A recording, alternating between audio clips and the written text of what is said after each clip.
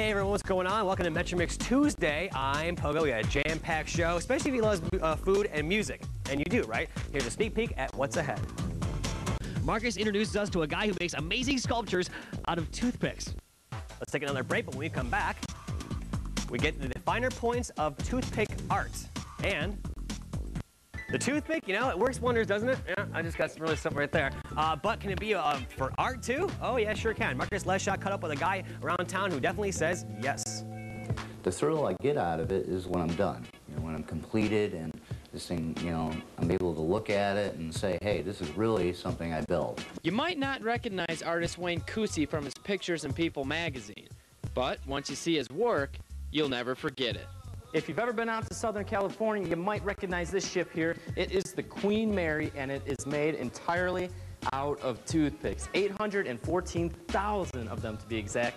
Now, it took Wayne 8 years to put this together, but even more fascinating than the ship itself is the place it was constructed.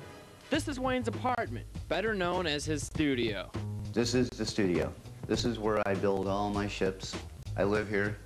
I can't afford a studio. I don't make much money selling toothpick ships. That's probably true, considering the amount of time Wayne puts into each ship.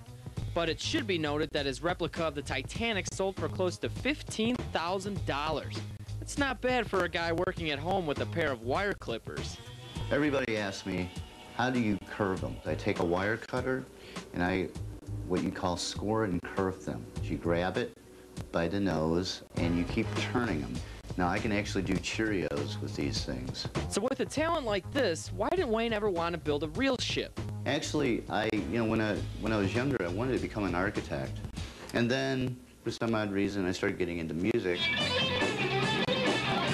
This is Wayne's band, Heavy Mental. And as it turns out, his music comes in handy. If you look very closely, there's a guitar string wrapped around the upper base of the smokestack.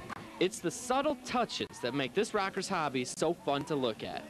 It's like knitting, actually, because it's very repetitive, but in the process you're creating something, so it's not like you're doing something for nothing. For Metromix, I'm Marcus Leshak.